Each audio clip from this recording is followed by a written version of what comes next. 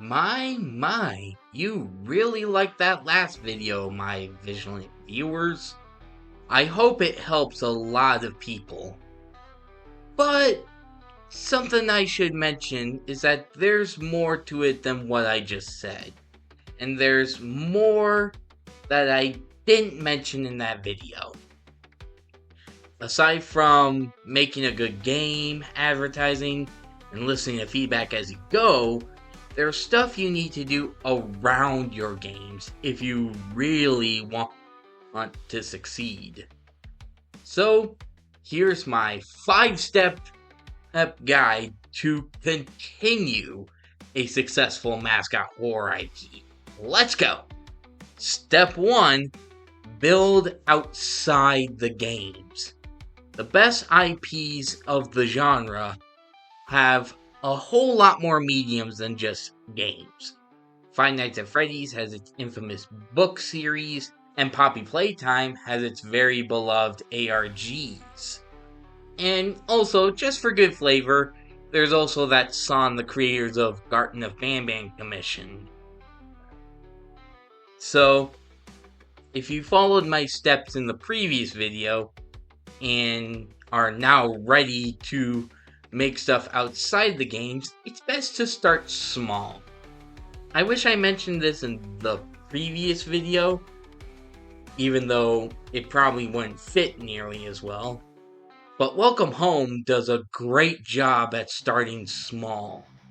It was once just a small website with seemingly minimal content in the way of lore, but after it blew up, it expanded into much more.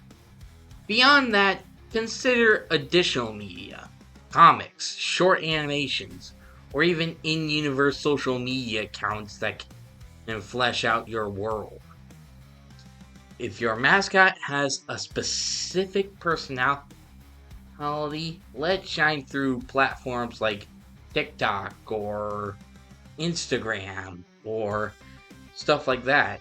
These little touches can make your IP feel alive and spark a community around it. And speaking of community, step 2, foster a community. Believe me, there's no greater asset than your fans. They make fan art just because they love your work. They talk about what your story could be and much, much more. But if you really want that community to grow, creating online spaces is the key. Discord servers, a subreddit, or even regular updates on YouTube can create a sense of community. A great example is Doki Doki Literature Club.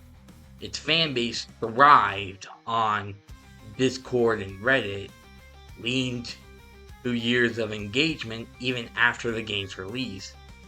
But dare I say, people first saw the anime girls and gave the attention to the deeper stuff. But with that in mind, the most important things you can do with your fans is, at the bare minimum, acknowledge that they exist. Share their art, comment on their theories, make them feel seen. As when fans feel like they're a part of something, they're more likely to stick around for sequels and spin-offs. And not only are they willing to do that, but they might even give you the ability to follow step 3. Merchandising! Where the real money from the movie is made.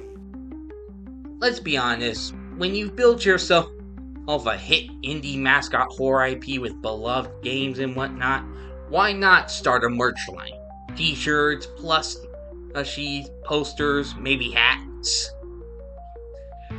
But it's a great way for fans to show their appreciation for your work and you to make some dough off of that appreciation.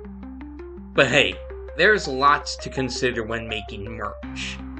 You can't just stop at slapping a logo Oh, or your characters on a shirt. High quality merch connects to your game's themes or even lore, and that can really resonate with the fans. Think of Bendy and the Ink Machine's vintage aesthetic, or the eerie cuts, or the eerie cuteness of FNAF plushies. Match your merch to your brand's vibe, and you'll create something your fans actually want to collect. Nerd City made 2 whole videos about this in his Try Hard series, so I suggest checking those out for more information. Oh, and if you're worried about logistics, don't be.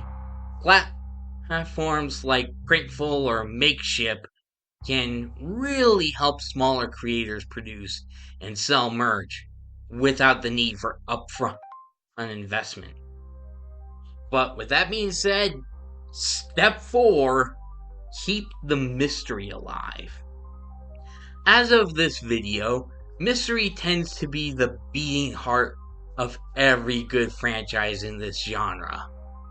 Like I said in the last video, even after your players finish your game, that's what keeps them coming back, as it leaves them with questions that linger.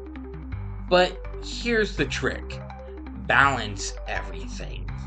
Give players enough to keep them engaged, but don't make your story so vague that feels unsatisfying.